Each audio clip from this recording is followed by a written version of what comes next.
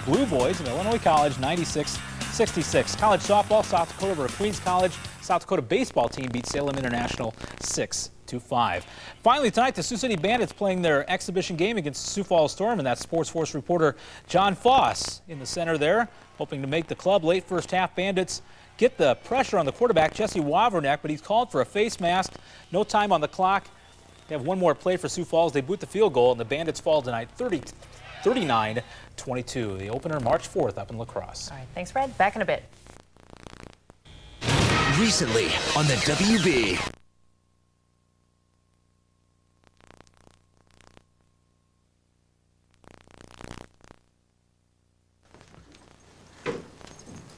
Kill the young children.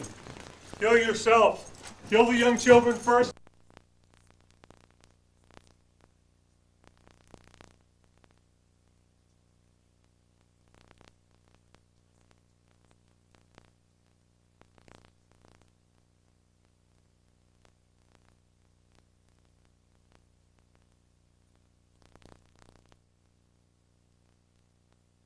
The high-tech communication system and concrete walls a foot thick. It was built to withstand natural disasters like earthquakes or tornadoes. Dozens of Siouxlanders took to the streets today to express their views on the war. News Channel 4's Jon Foss has that story. Two groups with opposite views on the war with Iraq shared opposite sides of the Federal Building in downtown Sioux City.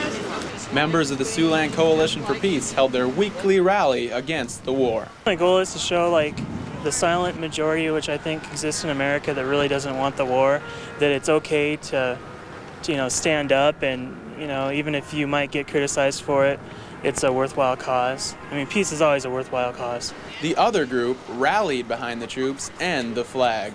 We're out here today, just like we were last Thursday, to support our men and women that are serving over in the Gulf region. And I think it's even more important today to be here. We don't know from minute to minute what's going on. And we just feel that it's necessary for people to stand up and support our troops over there and our president.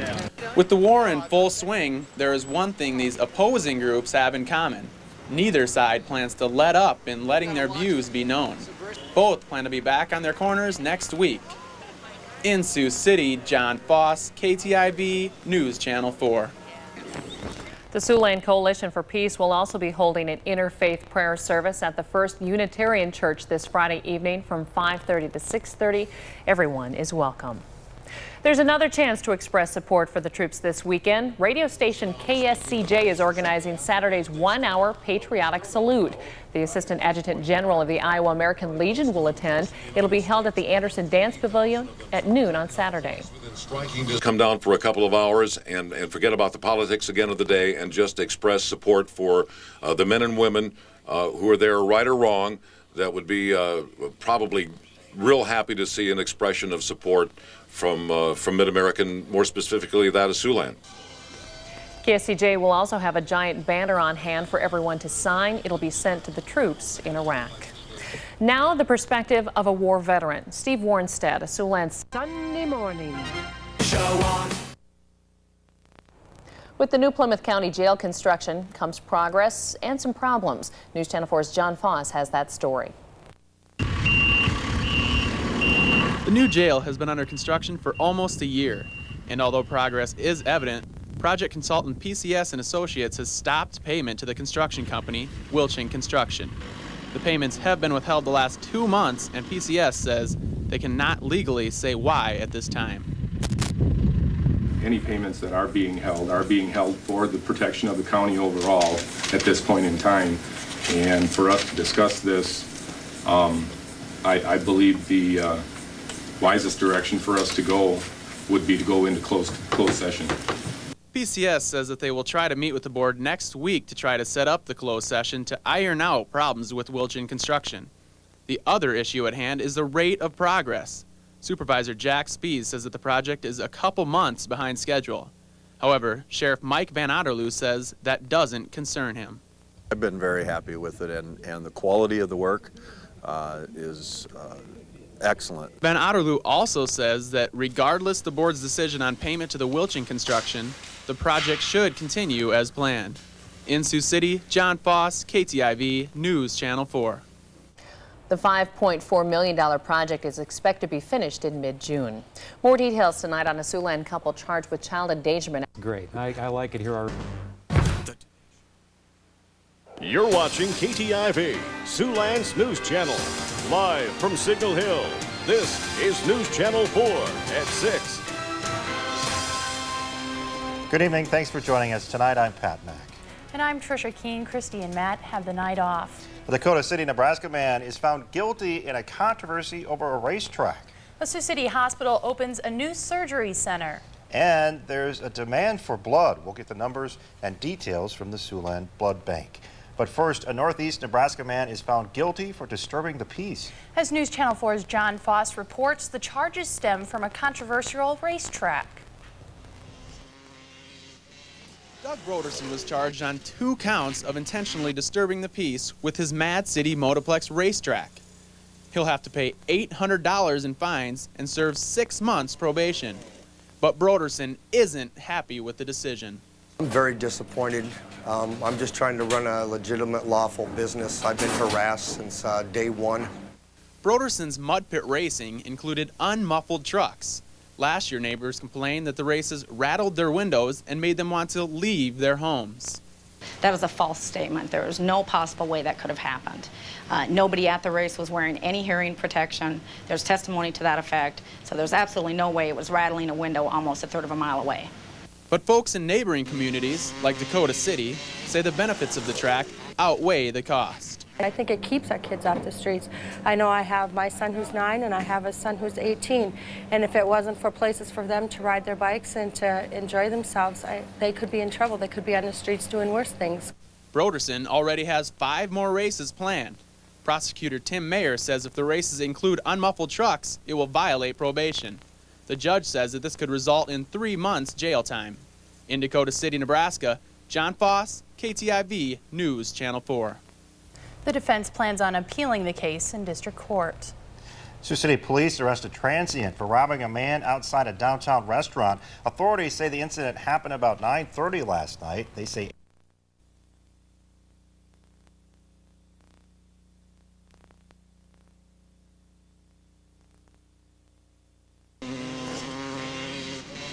Doug Broderson was charged on 2 counts of intentionally disturbing the peace with his Mad City Motorplex racetrack.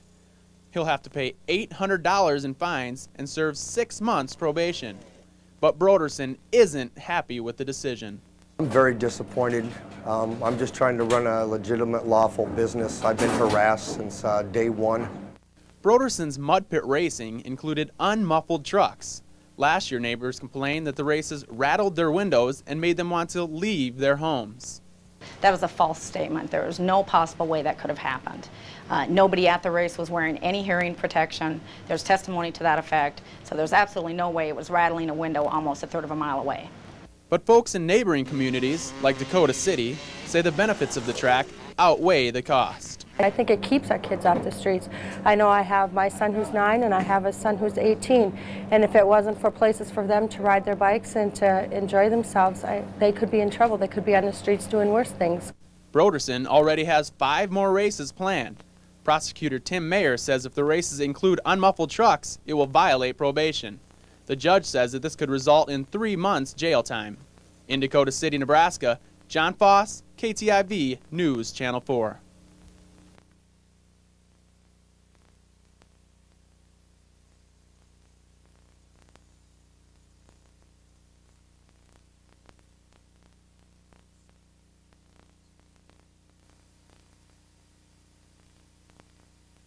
Saying the interview was a professional courtesy and that his remarks were analytical. But now the network has changed course, saying it will no longer work with Arnett. With war still raging in Iraq, the call has gone out for more blood, and Siouxland will help answer that call. News Channel 4's Jon Foss is in our newsroom to tell us how. Christy, before the war began, the Siouxland Community Blood Bank signed an agreement with the Defense Department to provide blood in the event of a conflict with Iraq. Today, the government told the blood bank, and hundreds like it around the country, to send their supply to the region's hub in Davenport, Iowa.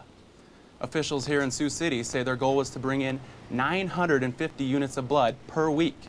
Today, they were at Mercy Medical Center collecting donations. Today's efforts will help them fulfill the government's request. But They say it's everyone's job to make sure they are ready for future requests. I think what people need to understand is that that call can come at any time, and that we want to be sure that blood is there all the time. So regular donations and donating now can ensure that patients here or across the nation or around the globe have blood.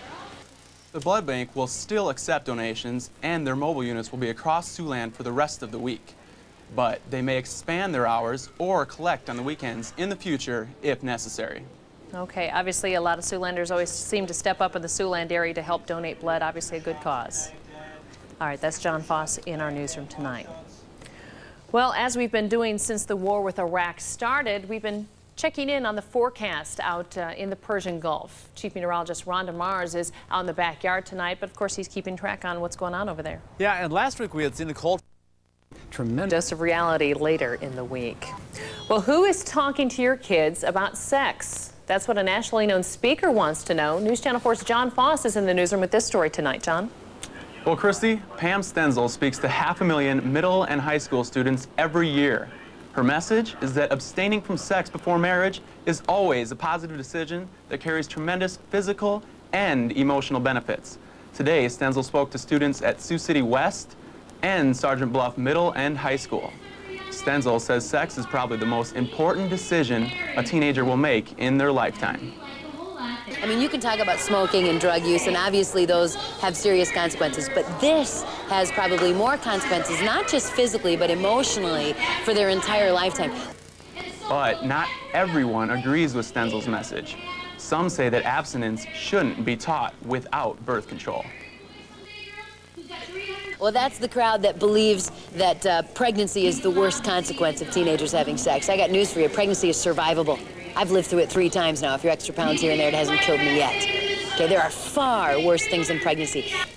Stenzel will also hold a special program for parents this Thursday night called Character Matters.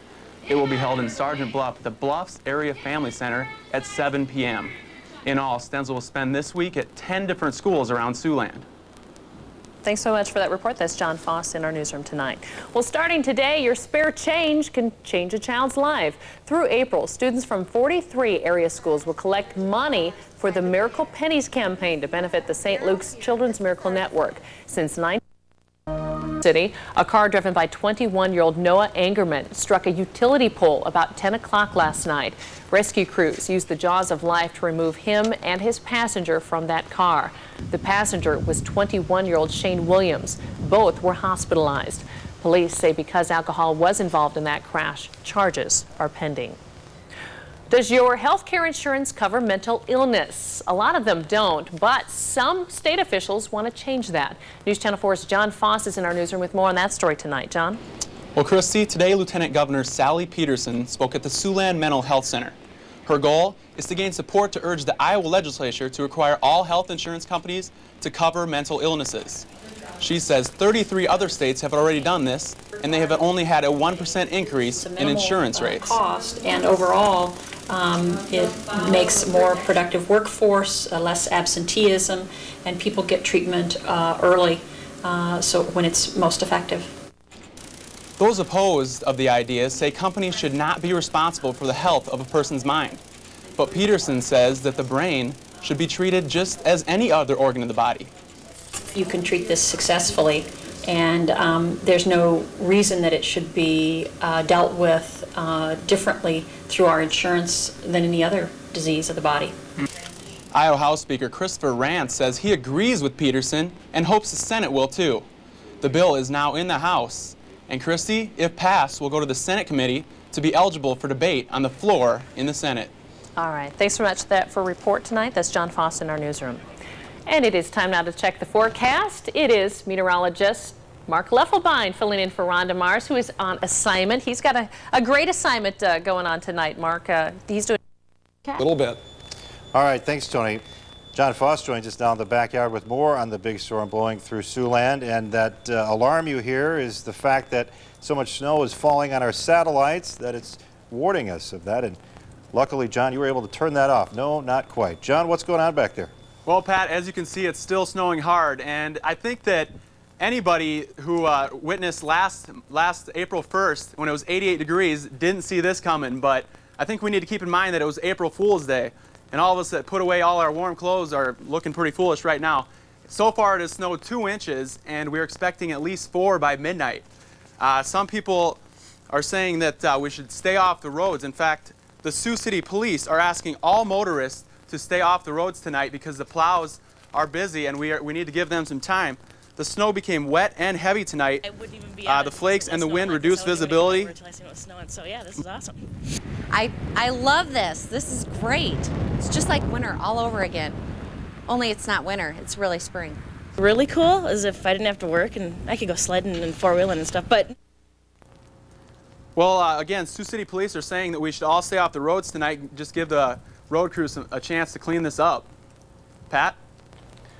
All right, good advice, John. If you absolutely have to go out, of course, make sure you drive very slowly. Thanks. Jon Foss in the backyard tonight. Well, a man wearing a ski mask robbed Arby's at 919 Gordon Drive late last night. Police say he claimed to be armed with a gun. They're not saying how much money he got. He left on foot. He's described as a white male, 5'7", 170 pounds. He was wearing a hooded sweatshirt. A car clipped the corner of a home tonight in South Sioux City, Nebraska after striking 2 other parked cars. The accident happened in the 700 block of East 15th Street at a... He sees fit. I think under these circumstances... Go. Well, Christian, many people are concerned that the tobacco hut is so close to the school. Today, we have been following around parents and kids just to find out what they thought. And what we did find out is that tomorrow is Taco Bravo Day. And Christian, sour cream is extra. In Sioux City, Jon Foss, KTIV News, Channel 4. Excellent. Rolling. All right, ready? Here at Lowell School, some controversy as what? 3, 2, 1.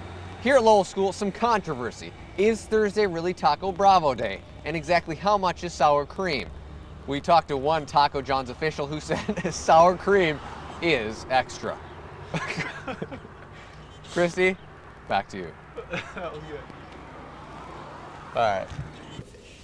Or go on to our website, ktiv.com, and click on Featured Websites.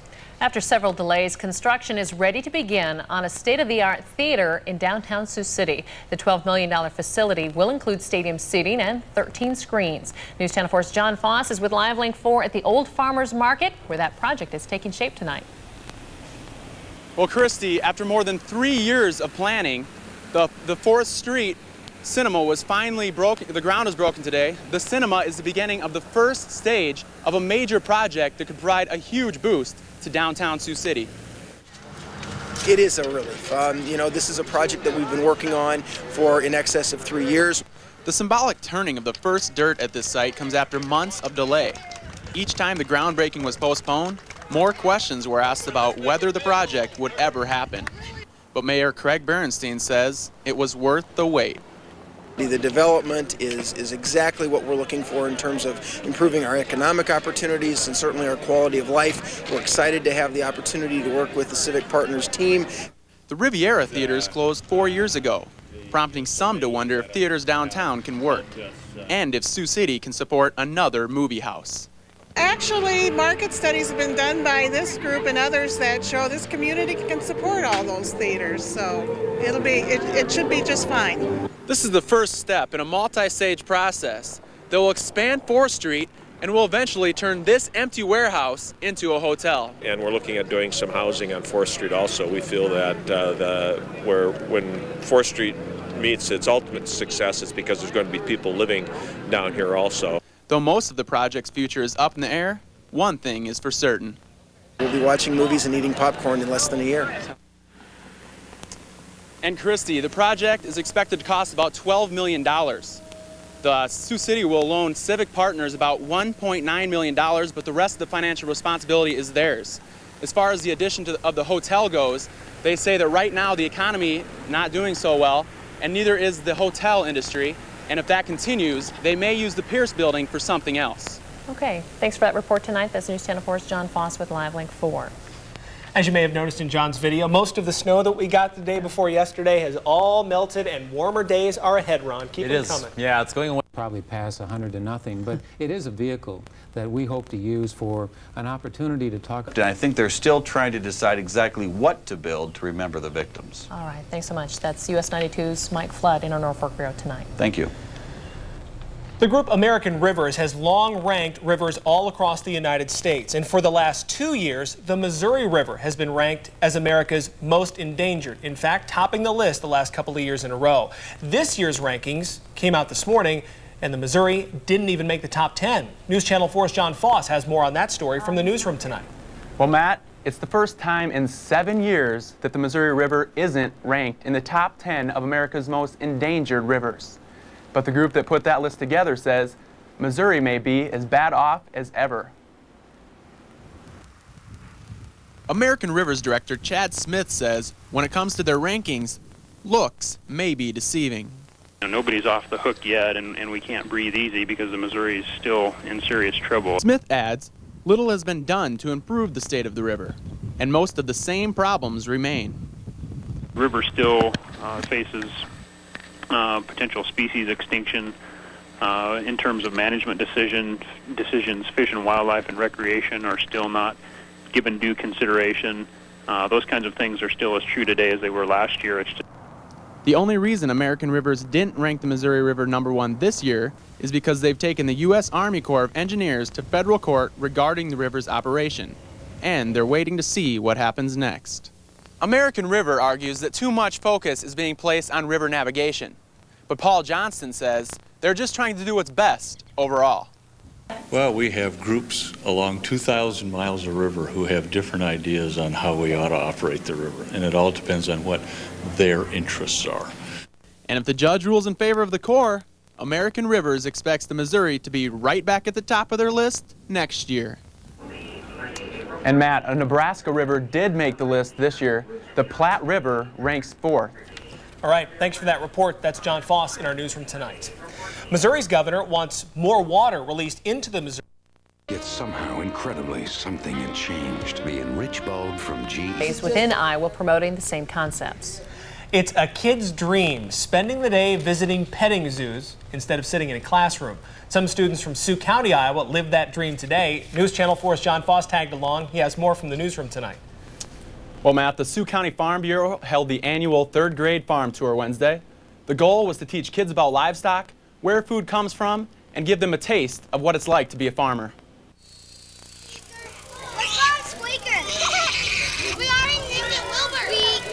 Sioux County students spent the day farm hopping. You know, they get to go to a dairy farm, egg farm, chicken farm, and they don't get to go to a hog farm, but they get to see pigs here, and they also get to see a horse farm and a... Their teacher says this kind of field trip is especially important these days. I just think it's a really good experience for them because if they didn't have this tour, I'm sure that there are a lot of these things that these kids would never see. Brianna Clevinga says it's not only educational, it's fun seeing all different kinds of animals. And the students got to do more than just see the animals. At the horse farm, students were taught how horseshoes are made and learned to lasso. Then kids got the chance to pet the llamas and hold the pigs. I answer their questions about llamas and then leave them in the barn, and we have the different pens here where they can pet the llamas and something like a big petting zoo. At the end of the day, these Sioux County 3rd graders could tell you one thing about farming. It smells like hog manure. Matt, in all, over 500 students from 12 different schools participated. The farmers are all volunteers, but say that the kids make it more than worth their while. And it looks like they had a whole lot of fun. Thanks so much. Sir. That's News Channel 4's Jon Foss in our newsroom tonight. Always taking the city kids to the farm is always an adventure, isn't it? Say that again. Brad Pouch is here. More honors for the Briarcliff baseball team. Yeah, the Chargers have won 14 out of 15. The conference starting to take notice. BC has swept Player of the Week honors in the GPAC. We'll have those details in a minute. And Sammy Sosa in the... That ban be put in place. It will remain so until further notice. Have you ever thought about becoming a volunteer firefighter? Well, today some Siouxland students suited up for a first-hand look at fighting fires. News Channel 4's Jon Foss is in our newsroom with that story tonight. Well, Christy, today was the first ever Emergency Fire and Youth Day for Buena Vista County. The idea? Teach these students more about fire and fire prevention, and do some recruiting at the same time. Oh, wow. There we go. Woo, baby. It's the experience of a lifetime, learning what it's like to be a firefighter.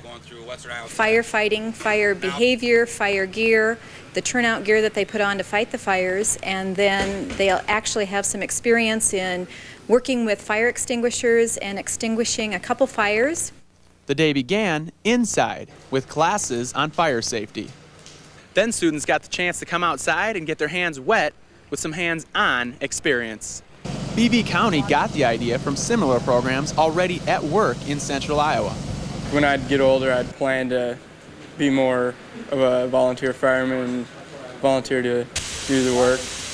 Well, that's good news. Considering of the county's entire fire department, they only have 2 full-time firefighters. The rest are volunteers.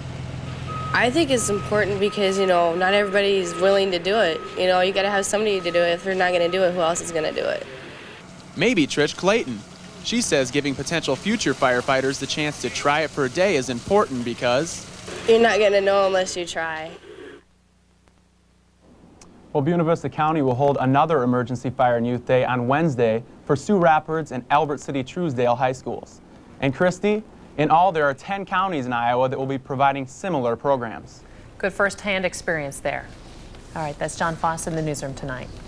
The Sioux City School Board has made it official, approving a budget that cuts the basis of a presidential campaign. A minimum of $1,000. We're dealing on both sides of the river. Team Ford, we get you there. 6 months ago, it looked like Rivercade might be a thing of the past. But today, they say the festival will be better than ever. News Channel 4's Jon Foss has more on that story from the newsroom. Well, Christy and Matt, in the last 2 years, Rivercade's money troubles made festival organizers think about canceling Rivercade. But now they're actually spending more money than usual on entertainment. Today, they announced music and improvements for the year. And this year's headliner is Def Leppard and 40 bucking bulls are coming to Sioux City, Iowa. Rivercade promoters believe they're the perfect band for the festival. Number one, they're a fantastic group that's got a real good classic following, and they're also current where they're releasing albums yet today. So. Other bands on the roster include the Blue Oyster Cult, Steppenwolf, the Little River Band, Molly Hatchet, and Mark Willis. So how can Rivercade afford this lineup? They've teamed up with Henry Knoxville, who organizes the annual Comstock Music Festival. We couldn't do this year. We couldn't take the risk of bringing in basically $300,000 worth of entertainment with our own resources because we're still digging ourselves out of a hole from the last couple of years.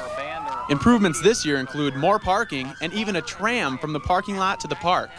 New entertainment includes a mechanical bull. And for the youngsters, we're planning a raft regatta at this point and also a milk jug race for kids. This is something they did in the past and stopped. But now, the insurance company said it was okay, so we're going to try it again. Rivercade's slogan is Traditions for the Future, but its future is up in the air. Among other things, nobody's quite sure where it will take place next year. One idea for Rivercade next year is to bring it back here to the riverfront. As for the concerts, they would take place right across the street at the new event center. Promoters say they will wait to see how the festival does this year before making any major decisions about its future. And another change, Rivercade has decided to do away with the buttons. This year, electronic tickets will be sold online at rivercaderock.com.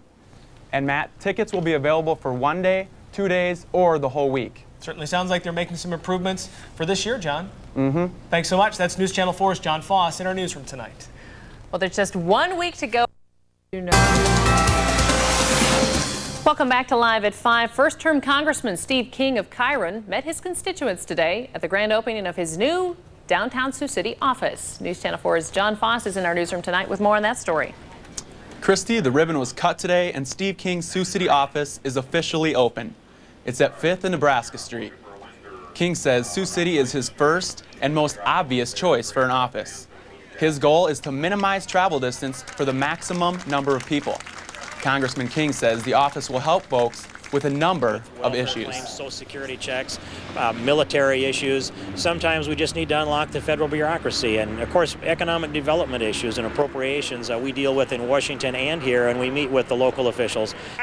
Field Representative Sandy Larvick will spend most of her time in the new office.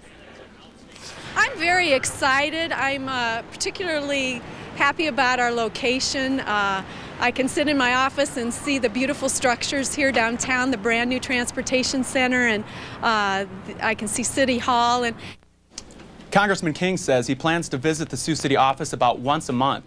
And Christie, he'll open a congressional office in Storm Lake and one in Council Bluffs this week. So they can cover all of western Iowa. Yep. All right, thanks so much. That's Jon Foss in our newsroom tonight. Well, we see a lot of Easter baskets this time of year, but how about a basket of hope? Is the Republican Party going to be able to keep its troops together going into 2000? Kogi, I was in New Hampshire yesterday. I was there for a couple days, and I find great enthusiasm for a positive message of returning power to people. And just for example, on